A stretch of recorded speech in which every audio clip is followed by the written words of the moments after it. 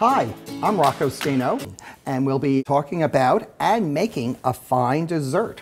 And with me, we have the creators of the book, Emily Jenkins and Sophie Blackall. Welcome. Thank you. Yeah, now, when did you first get the idea for the book? I got the idea for this book a very long time ago. And the book is about the oldest dessert in Western culture.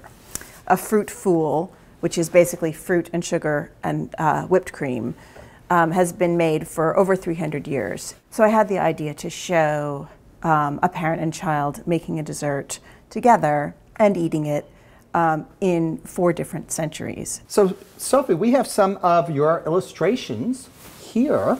Right. In each of the 4 centuries, the mother and daughter in the first 3 centuries, and in 2010, the father and son make the dessert, and then they serve it to their family or friends. It's a lovely way of showing how things have changed over the 4 centuries and how things also stay the same. So this is 1710 in Lyme, England. The mother and daughter are serving the dessert to the father and sons. Kids always like the way that the babies look different century to century. The baby clothes are different, the way the baby sits at the table is different. That's one of the lovely details that Sophie put in that's not in the text. This scene is in 1810 in a plantation in South Carolina.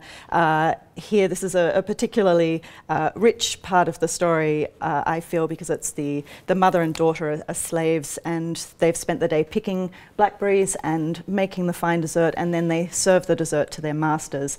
So there's a lot packed into this image, which we hope kids will look at and question, and that it will inspire all sorts of conversations. The next scene is in 1910, and things have changed again. They're a little more modern. Still, there are sort of fun interactions, as always happens at families when they're sharing dessert. The final one is perhaps the biggest leap to more contemporary times, where we see the mother is at the head of the table. The dessert is being shared by all sorts of family members and friends and neighbors. There are children. It's a far more integrated and wonderful end to this celebration of sharing dessert. And I think every school and library should have at least 4 copies of this book, because that way you could have your students or patrons hold all 4 books up at the for each different story, and they can actually compare and contrast. And I know that there's one object that traveled through the 4 centuries, and you see it in each of the 4 stories. So if you're able to identify that object, leave your answer in the comments section of this video. Well, let's make it. Yay. So this is something parents can do at home with their kids, and teachers can do with their students in school, probably. Yeah, it's a very simple recipe. You know, no ovens are involved. Terrific. There are essentially only 3 ingredients: blackberries, sugar, and whipped cream. You can add vanilla if you want. All right, so assuming we've been out in the lanes picking our blackberries, or have bought them from the grocery store, let's squish them. Give me some. I want to squish. So you can squish your blackberries, you know, the old-fashioned way, which is by hand. Look at that. If that looks you, like fun. This is really fun to do with school kids, or just to yourself.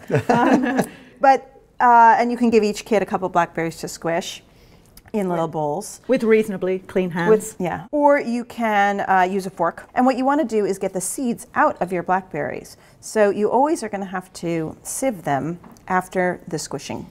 Ooh. So there's a double process, and what you're going to get is this nice blackberry juice. Now, in the book, everybody's hands turn purple with the juice, and that's why I wanted to do it this way. Ah. But you know, you are allowed to use utensils. Would you like some more in there? Yeah.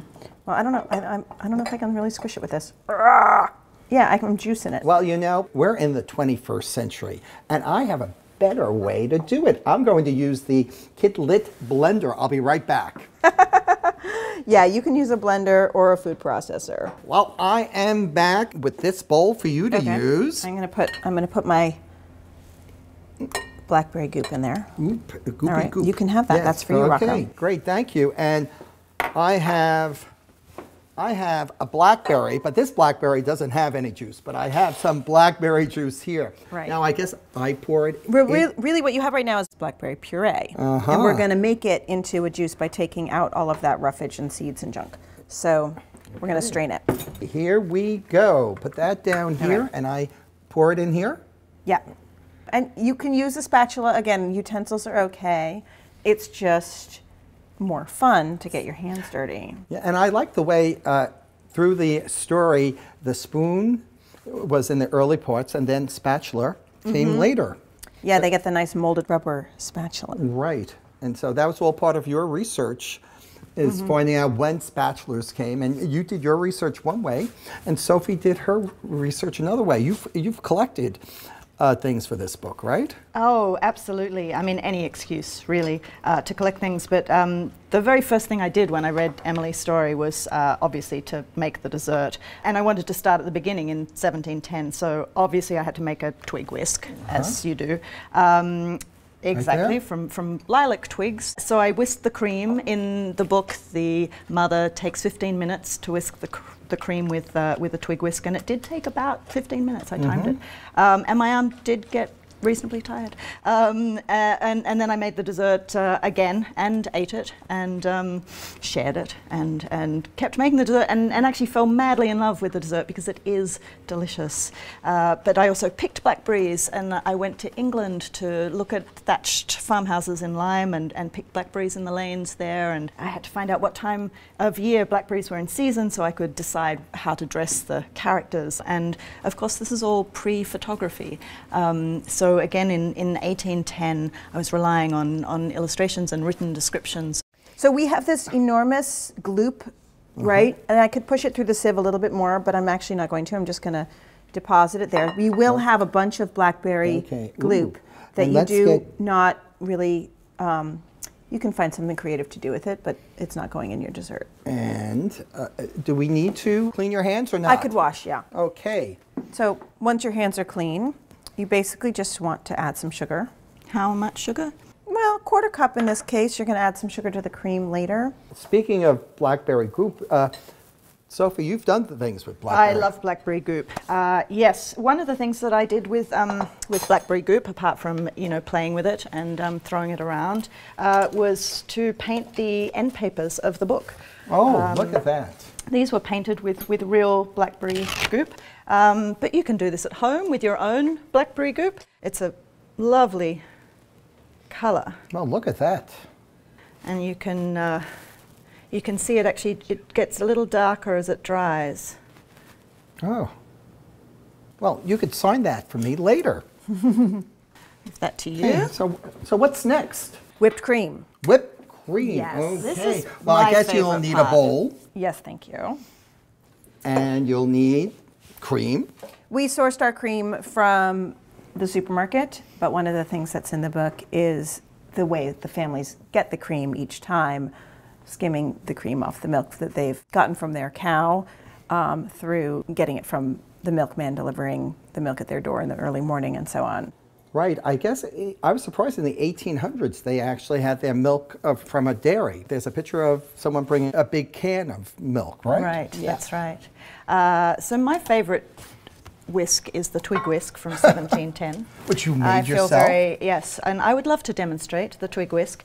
It's a little time consuming, but it does actually work. Kids love doing this. Right? I think you love doing it. I think I do. But as I said, it does take about 15 minutes, so perhaps we could move along to 1810. Yeah. 1810, here Although you go. you can make your own twig whisk fairly easily. You just wash your twigs and bind them up with twine, correct? Exactly. So this is an especially good-looking standard whisk that a lot of people have nowadays in a slightly different form. And you still are whipping by hand. And you're still, but it goes a little faster than the twigs. Well, let's move it along. Let's move up another 100 years. And we have a Rotary Beater. A small rotary It's a beater, but it's tiny one. This is the cutest ever rotary beater. Do you want to work it? Oh, sure. We had kids in a bookstore recently at an event that Sophie and I did for a fine dessert. And we brought all these whisks. I should say Sophie brought all the whisks. I just took credit. And the kids loved working the rotary beater and the hand whisk. It was collaborative whisking. Together. And they got the cream whipped. Together we They whipped did. the cream. It was like 10 different kids whipping this one bowl of cream. But let's go to the 21st century. I'm here with my trusty 21st century mixer. So Right. This is stand how the back, book ends. ladies. Let's see, because let's see if I remember how to do it. No, Rocco. It has to go fast. Oh, fast. Yes. Here we go. Look, You always whip cream on top speed. Top speed. Yes. Yes. Whoa. Oh, stand back, stand back. And I actually cook at home, believe it or not. I know it's hard to believe. It's quite good to do this in the sink. Because you are a 21st century gentleman. I am. And you cook. And we could actually add vanilla in here if we would like. We absolutely could add add a little vanilla. And you do add some sugar when the cream has thickened. You can add some sugar. There we go. Look at that. I'm stepping back. I'm waiting for those peaks. All right, are you okay? Pause for a second. We're gonna add some sugar. So in the book, there's a recipe for blackberry fool, which suggests a 1/4 cup of sugar. Some children will want more sugar. So you can kind of do it to taste. All right. Back. Whip some more. Oh my. Hi. And faster. Here we go. Hi. Nearly there. Here we go. That's it. That's it. Okay. Really? Okay. No. No, it's getting too much. Okay. Okay. You don't want to overwhip it. Well, I know they licked the bowl in the book, but these beaters look good too. Yeah, well, one thing that's good to do if you are cooking with a school group is to have a lot of plastic spoons so that everyone can taste the blackberry juice with the sugar and without the sugar. They can taste the cream with and without. You know, you get a few extra ingredients, and then everyone can have a tasting journey. So what's next? Next is putting the blackberry into the cream. Do I put it all around? You can put it all around. Okay, here we go. This part's like painting. This is really fun. I'm going to help you along Get the it way all. there. Took us a lot of effort to make that. There we go. One thing that I recommend is not over folding, because then your fool will just be pink or purple, depending on what's going on with your berries. It's nicer actually if it's beautifully streaky. That's a real artist folding that in. Something like that, you reckon? Yeah, that's good looking, Sophie. And then you have to lick the spatula. Are we good? Are we out? Oh, there you go. And now I'm going to go and chill this for 3 hours before we taste it. Oh, okay. So I actually have one I brought from home Oh, in an and it's 1810 beautiful. bowl. 1810 bowl. Beautiful. Yes. And so is it ready now? It's ready. We Oh, can so- we can absolutely get into it. Thank you. Thank you. And let's dig As in. in, every time is dessert. Yeah. And I know that at the end of each of the 4 stories, everyone licks the bowl. So Well, it's the best let's part. do It's it. the best part. Okay. You Yes. got to lick the bowl.